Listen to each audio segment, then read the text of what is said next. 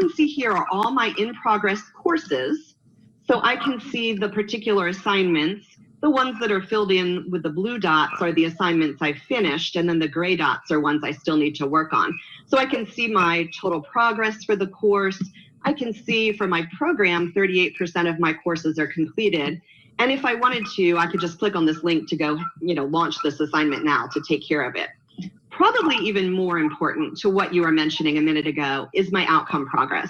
And you're right, and I think we talked about this too. We're very flexible. We can call this outcome, competency, things I can do, whatever you want to call it, we can change this label. But for now, I can see exactly what my competencies are, and I can see exactly where I'm succeeding. Here I have 2 performance indicators where I'm an emerging expert and I'm not really getting along so well with others, or at least I haven't proven my ability to do that yet. So I'm definitely, if I'm going to meet with my advisor, that advisor is going to talk about opportunities for me to be able to interact effectively with others, whether that's in a club or an organization, whether that's part-time job, whether that's in class, whatever it might be. So, we kind of started a little further into where I usually start in a demo. But tell me what your thoughts are if you could have a way to visualize the stuff like this. This seems to be kind of similar to what we were looking at for the co-curricular transcript sort of piece. Yeah. But it would also, I would think, apply very well to help students be able to see that on the curricular side too. So for our purposes, we don't really, while we separate the two in our platform, for data purposes, we don't separate them. Now, you could, if you chose to label these competencies, co-curricular or curricular, you could very easily disaggregate that data. But for our purposes, if a student can show that they can get along well with others, that can happen in class, that could happen outside of class. Wouldn't it be interesting if we found it only happened in class and it never happened outside of class, and then maybe that's a different discussion, right? But this, again, what I haven't gone through is kind of the tutorial on anytime you see a ribbon in our system, that's a big bucket competency, right? That's where we want to end up, is mastering this competency. Whereas these stars are the performance indicators. So those are the knowledge, skills, and abilities that lead to getting to this competency. And for our purposes, you have to master all these performance indicators to really have ownership of this particular competency. But you're exactly right. One thing that a lot of our current clients are using are the interprofessional. Are you familiar with the IPEC standards, the Interprofessional Education Collaborative Standards? Yes. Are you working towards those? Is that? I'm not certain, to be honest with you. Okay. Yeah, that's one that's similar to what you're talking about co-curricularly, except they're kind of things like communication and professionalism and, collaboration. And so many times institutions are saying, hey, we want all of our graduates to have this set of what may be called soft skills, but they're really hard skills to master. And you want to see them in various settings in various places, but you didn't really necessarily have a way to capture that data and know where the student is in progress. So this kind of, again, the data structure and the platform supports the ability to track those regardless of which program they're mastered in or which setting. And you can see, I can filter down if I wanted to see just what's happening in math or psychology, or I can look holistically across my student as a whole. So thoughts about all of that? So far, I'm liking what I see.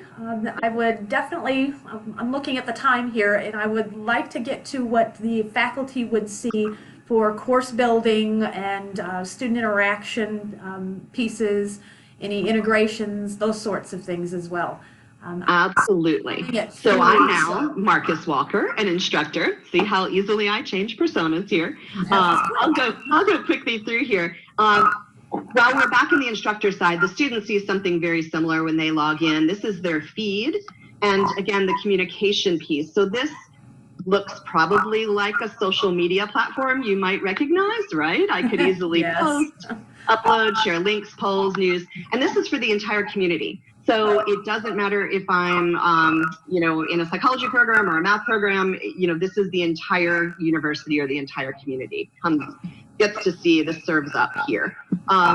very quickly some upcoming events that I could jump right into. So there's some of your co-curricular stuff. We see the Twitter feed, and I can do all the things I can in social media, like and bookmark and share and do all that kind of good stuff. I can take polls, whatever I might do. And again, communicate with the entire community. Students expect this kind of connection, right? They're used to Facebook or LinkedIn or whatever. And so we do provide that. When I jump over here to, I'll begin with the end in mind here now. So when I go into my curriculum area, this is where you would begin to build out those outcomes or competencies or student learning expectations or stuff I want my kids to know. So again, you see those ribbons I mentioned. Here's the competencies. And I could very easily add a competency by clicking here. We won't go through all that in the nature or in the spirit of saving some time, but let me find, do you do any welding there? I do believe I do, yes.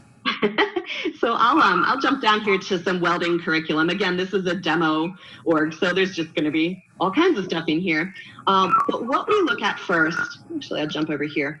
When you score students with a rubric, do you use a particular rubric? Do they vary by department or by student or faculty member? Yes, to all three. Okay, perfect. So you could very easily create the rubric that you'd want to use. This might be just called my rubric. You would add your text value. You can add as many rows as you want. So you could have an 8-level rubric, a 2-level rubric, a pass, no pass, however you'd want to do it. You can tie a numeric value to it. And then you also determine what is pivotal or mastery level for this particular competency or outcome. Again, all very easy just by clicking. I won't save this one, but you'll see you can edit any of these that are in here. And I use this org for everything from athletic training to welding. So you'll see all the different ones that are here. Very easy to create that scale. Now, are those individual achievement levels, are they able to get performance descriptors pretty? Yes, and you'll see that in a second. That's the beauty part about it, is they're reusable and the descriptions can change based on the activity, based on the competency. Absolutely. So performance measures, coming back over here, let me pick a good, we'll go down to that welding one again. So the first thing we want to look at is the outcome. Again, those are the ribbons. That's where we want the student to be able to be by the end of the particular activity. Performance indicators are that knowledge, skills, and ability, those stars. And so you can see these are the things I know that I need a student to do in oxy-fuel cutting with welding. And then I can see the criteria. This is more your curriculum. Kind of if you think about the rubric, that's what's down the left side. And then what you'll see here in a sec is that default descriptor or scale. And gotcha. You can see, right? Make sense? Indeed. Yeah. So again, you could edit any of these, but basically what this means, in this case, pivotal or mastery is level 3. And you can see there's points associated with that. But what that basically means is the student needs to perform at that mastery or pivotal level on each of these criteria for each of these performance indicators in order to master this particular competency. So this is, this takes a little bit of setting up in the beginning, but this definitely keeps everything aligned data-wise for everything you do. And I'll show you in a second where if a particular assignment is only requiring a student to perform bevel cuts, let's say, then you can disaggregate these. And so these can be mastered across various assignments or various courses even. But all the data is going to be aligned to know exactly where performance is for each of the criteria, for each of the performance indicators, and then for those competencies overall. That was a lot of stuff. So thoughts about that? So far I'm thinking that it's going to take a while to build up compared to what it is over in Blackboard that we have currently. Is there a simple data upload that's possible, or is this something we have to build out individually within the system? So we do have some ways to do some uploading or even help you to get these things in. I think you're exactly right. What folks have told us is it takes some time to do the setup, which we do work with you as part of the implementation. What ends up happening, though, is on the flip side, the time that you save later on down the line, the fidelity that you get. Most folks say, if I had known what I know now, I would have done this way sooner. You know, because again, in the long run, it's not Excel spreadsheets and trying to keep track of things in other ways or not quite knowing. And I'll show you some of the other things that are helpful. But you're right, we're not going to lie. I mean, this does take some time to get set up to do it right. But again, I think on the other side, it would definitely save time and energy and lots of headaches and, you know, all that good stuff. Other thoughts about that? Could you see the value in taking that time and investing that? Or I know that time and a small staff is a little bit of a concern. It does seem a little similar to what the SPOL assessment module is looking like for us now, so I'm not sure exactly how much is overlapped, but there's a similarity there, I believe. Okay, is that a good similarity or a redundancy? That's I'm not sure of. I'd have to talk to the people who are working a bit more with SPOL than I am. Okay. But if it's similar enough, it might enable us to switch completely over to one as opposed to using two. That's a different group than me. Got it. Well, we welcome input for sure, because if we can eliminate some of the redundancy and silos and integrations and all the other stuff, that could be really helpful. I'm going to jump over here to the assignment library. This is where you'll see, we call it a library because you can see all the different instructors that have created assignments here. So this is again where it might take a little bit to set up, but let's think about next semester or next year. I could very easily duplicate any assignments that are in this library, whether it's me that created it or whether you created it and now we're going to share, again, getting back to that consistency. But you can either grab the assignment that's already been created or you can go ahead and create a new assignment.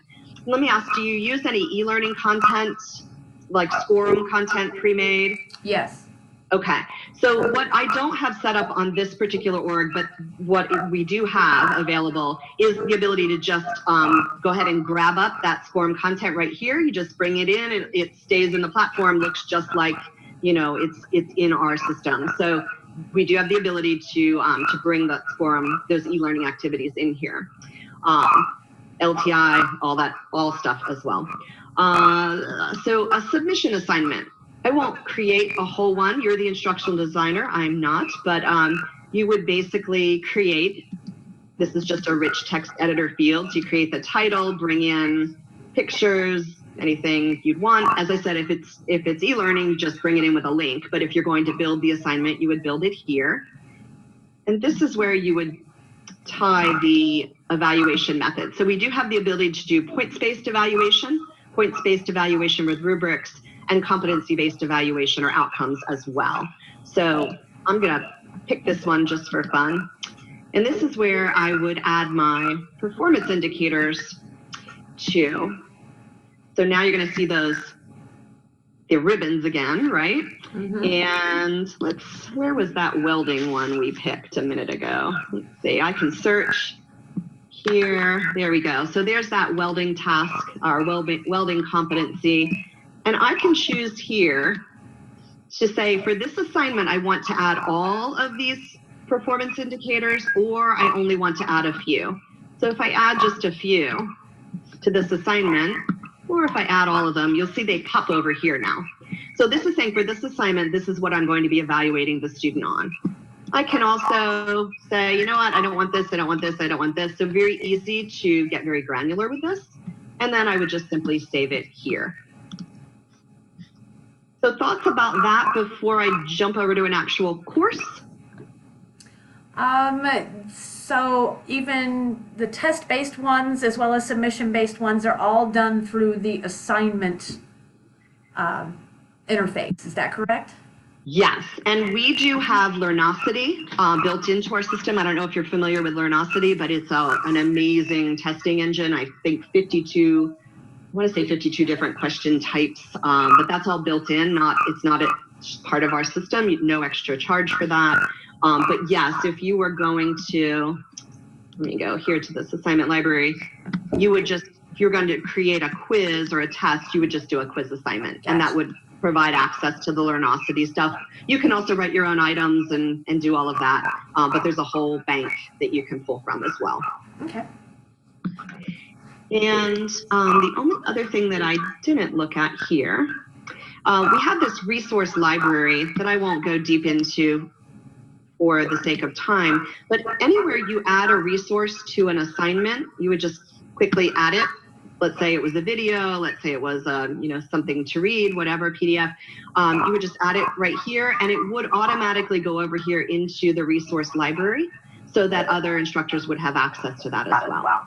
Okay, so it looks like all of the content that goes into a course is sort of front-loaded, and then the course itself, I guess you can manipulate it once you're in there.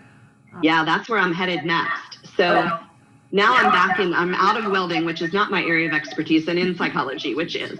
So I'm over here in the course shell, and again, I'm as an instructor. Here we have a whole bunch of functionality. Going back to that communication, we have a class feed so that students can interact with each other or with their professor. There's the course syllabus, which is here. I can pin items. I can see a little bit more about the course. I can personalize the course here. The visual, I see the instructors. As the instructor, I also have a roster where, do you do any kind of clustering of students within courses where you're creating subgroups or cohorts or? I know that quite a few instructors do grouping, yeah. Okay, so it's very easy to do that here. You just create your group just by clicking on them. Again, I won't go into that a whole lot, but I could see my roster and I get a quick high-level view, their assignments, their last login, their last submission. I could jump into any one of these student records just by clicking on that hyperlink. But here's the important part in terms of the actual assignments. As we just saw, we were creating assignments. Now I can add assignments to my course either by grabbing them out of that assignment library we just saw, or I could create new ones right from here. Ah, good. Okay. So either way, there's no dual entry. I mean, if you put it in here, it's going to go into the library. If you pull it from the library, it's going to pull into the course. So no worries there. Some of the nice things that are kind of standard are the ability to drag and drop, right? And kind of all that typical kind of stuff. But here's where we're a little different. The competency piece are the outcomes, and this is a competency-based course that I've pulled up. Here's where I would go and add or remove competencies to the course. So by the end of this course, I want the student to have these big things accomplished, right? And it's the same interface we just looked at with the ribbons and the stars. And I would simply, if I wanted to add more competencies, I do it the same way, just a quick click and add, and then I would update and close here. I won't do that. But once I say what I expect a student to have accomplished by the time they finish my course, now I can do a few things. One, when I go back to my assignment screen, I have a quick curriculum audit over here. So I can see these are the competencies, those ribbons again, that I wanted to accomplish or wanted the student to accomplish by the time they've left my course. And I can also see in the stars the performance indicators and the associated assignments that speak to those performance indicators. So it would be very easy for me to take a high-level view, even as the instructional designer. If all my instructors have created their courses, I can come in here and look and say, wow, this particular professional development competency was important enough to include, but there's only 3 assignments that are speaking to that. So we might want to beef that up a little bit just to ensure that consistency and quality of this course. I could also look at it across time. I could say, hey, all intro to psych courses have to cover these 4 competencies. You can do it however you want to do it assignment wise, but it has to speak, has to have the same kind of quality level, right? Yeah. So thoughts about that or questions about that? I'm liking that higher level overview of how the course fits in to the competencies and the skills that are across curriculums or curriculi, whatever the is. Curriculum. The big sell here is going to come from ease of use for faculty and what students are able to see on their side. So let me show you something else, because that's kind of also, I like the way you think, because it's normally right where I'm going. This is the progress report. Again, there, no two ways about it. It takes some setup in the beginning, but what you can do with that is super powerful. So again, as the instructor, I can pull this progress report that says for this competency, here's where all my students are performing, at which proficiency level, what's their status, and I can also see these performance indicators and exactly where they performed on each of those. Okay? So while the student can see, as we looked at initially, the student can see across their entire program, but for me teaching this course, I can definitely see that may help inform my groupings, right? As I match maybe a struggling student with a student that's really proficient, or to assign some, either acceleration or remediation work. So at a glance, I can see exactly what's happening with my students at every level. Thoughts about that? I am liking that. Is that something you can do currently? Yeah. No, we can't do that currently. I've seen something similar with Canvas, however. I know that it is an added component and it incurs an additional cost for Canvas, but I have seen it done in there. Are you able to pull, I'm assuming, a student individually and see their performance against those? Once again, you're going right where I am. One thing I might point out, actually, here we go here, and I know we're running tight to time. Evaluation-wise, I'll just quickly go through this, and if you want to go through it more slowly at another time, we certainly can. But what the instructor is able to do when they're evaluating a student is to come in here to this evaluation screen, pop up the submission. In this case, Raul submitted a written piece to me that is popping in across the airwaves.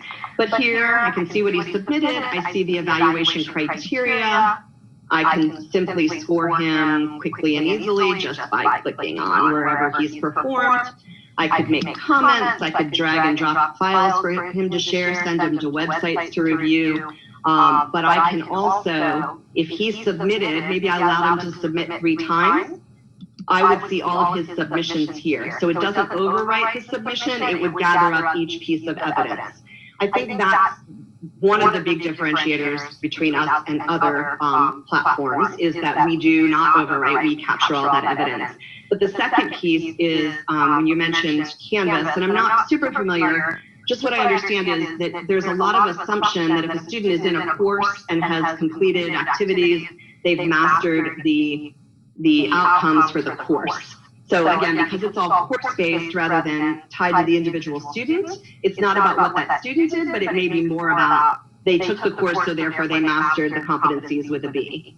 And is that different from your understanding, or? It's a little more granular, closer to what you have. I don't think it's quite as user-friendly. I would ask that, does the, I guess it's Group Docs viewer, does that have annotation abilities directly on? Oh, and you're doing it now? Well, so it does not specifically have the annotation piece. That is coming. We've been actively talking about that. There's a whole lot of things that these can do, read out loud and all of that. Not quite built in natively yet, but it's coming.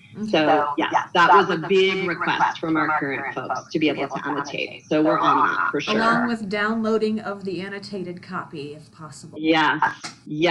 So what I will say is if, because it's all saved in that evidence of learning, all the evaluation, all the comments, all of that is saved here. So I would anticipate as we add annotation, that would also be saved there for that evidence, for sure. The other thing is student self-evaluation. Do you ever request that students self-eval? Yes. Or reflect? So I don't have that activated here, but if I had, I would see this little picture of my student Raul. I would see his bubble, his little face bubble show up near where he had evaluated himself as I'm evaluating, so I can compare those two. So that's an important piece. Oh, and I'm gonna already skip away, but I'll come over here to the kind of the preceptor view or the coach view or advisor view. This is my students, and here show you two quick things. I can jump into my student. I have what is a learner carousel, so this allows me to quickly scroll through my students, right? And what I'm going to see, and this is Abigail, who I was in as before, I can very quickly see in red that she's 130 days past due for an assignment. That's a challenge, right? I can also drill down into her classes that she's taking, her different courses. I can show all the different assignment types. I can also jump over to her outcomes and have a really informed discussion with her, again, about her interacting effectively or not with others. So again, this is kind of call this the learner carousel, but it's very easy to just skip through exactly what's happening, either at the assignment level or the outcomes level. Now you're mentioning that they can see across different courses. Is there access limits that can be placed? Certain user groups, like the administrative versus instructor versus student level? Yes, it is all role-based, and you would determine that. That would be part of our implementation planning, would be to say, who do you want to have access and who do you not? So we don't lock anybody out automatically, but obviously, you know, you're going to want to be able to control that. And that's, all, again, all role-based. Alrighty, we've got like 5 minutes left. Can I see the student side, what they would? Yes, you sure can. I'm just gonna, let me see. I'm going to show you one thing quickly that's coming, and I'll just show you the visual, and then, so we are speaking about that co-curricular stuff. Here's something that's coming, sneak peek. This is an engagement points activity. So here there's buckets that you can personalize. Here we've done academic points, student life points, so that might be your co-curricular, and then your career skill points. And you can begin to see the trends. When student life points drop off, but academic points start jumping up, wow, that's good, right? Like, I might not be worried, but if all of a sudden academic, if everything starts to drop off, I might have a conversation. So again, I think that ability to have that holistic view of the student is pretty exciting. So, and these can be personalized, like I said. So depending on what you want to track, you can certainly do that. Let's jump over to that student real quickly. So the student sees relatively similar things to what we were looking at. Again, I'm Abigail again. They see the stream, which again surfaces all the information for the community. What we haven't touched on a bunch is the groups area. And I want to just kind of, again, show you the visual, and we could do a deeper dive if it makes sense at some point. But here's where you have all these groups and activities. These can be, as we've had here, alumni, culinary society, data and education. They're groups that you're able to tag interest areas, themes, and tags. So just like in any social media, I have a profile. And I'm not going to click in, but I come over here and I say, I'm interested in these 15 things and these 15 majors and whatever. And then I can have these served up to me, or they're discoverable and I could go ahead and discover and join. When I jump in here, this takes me into this group that this happens to be a project study group. There's a feed again where we can communicate. There's information about it, information about events. I can follow I can follow other members. I can unfollow them. I can see their profiles. So again, kind of that social communication collaboration piece. And then there's also the files place. If I was the manager of this group, I would also have a private one-to-one with other managers so that we could plan for activities or events or other things. And again, I can see all the different files that are associated with that. Are students able to create groups? They are if you allow them to. Once again, the flexibility and adaptability to make it make sense for you. Yep.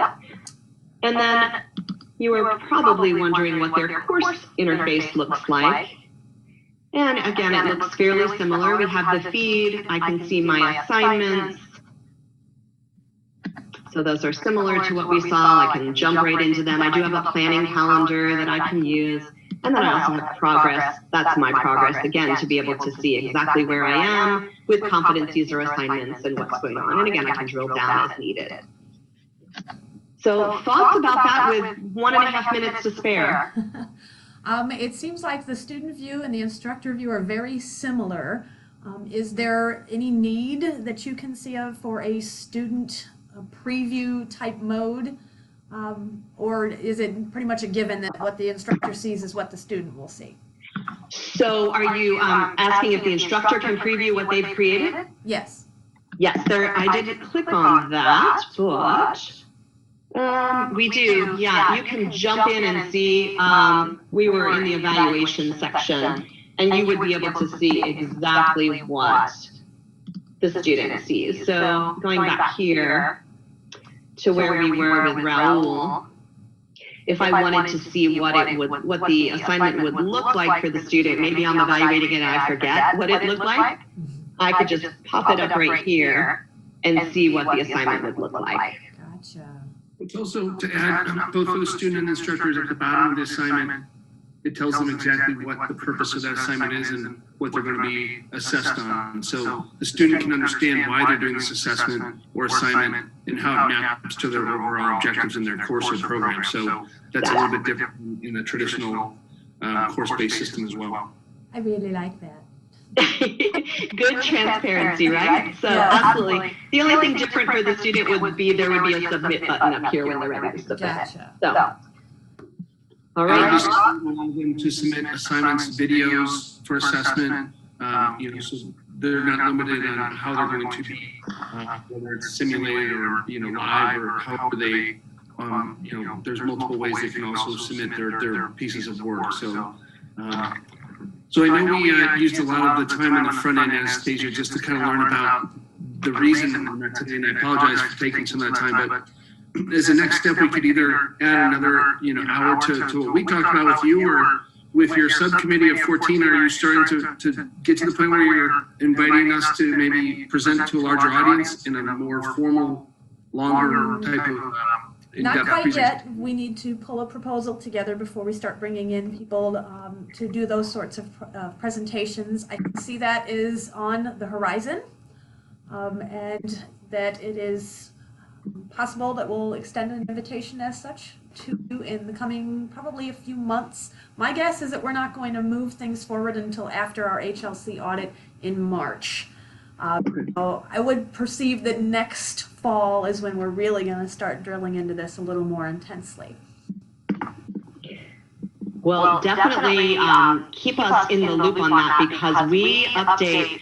It's one thing I love about working with Motivis is we are so agile that we listen to our current customers and we add things in like the annotation, and we can make it happen pretty quickly. We basically, do new releases. We do updates every 2 weeks, and then once a month, and then every 3 months, and that's a positive thing. And we really are very responsive to what folks want. So my point is, over the next year, I think you'll see even more and have an opportunity to continue to help us iterate on this, which is exciting to make it what you want, not just, what someone else thought was a good idea. So. And I'm assuming that branding is possible over along the left. It is. Yep. Yep. I could do that for you today if you wanted me to. That's easy. One of the nice things about Salesforce is the extensibility and the ability to customize in Salesforce. It's very flexible in that way. So we've had a lot of clients do things that are to their institution's business practices or unique to them, and so a lot of ability to make this kind of your own system, if you will. All right, well, I'll get back to you as soon as I can after I present this with my subcommittee, and we'll see what our next steps are. Awesome. All right. Look forward to that. Thank you, Anastasia. All right, have a good one. You too.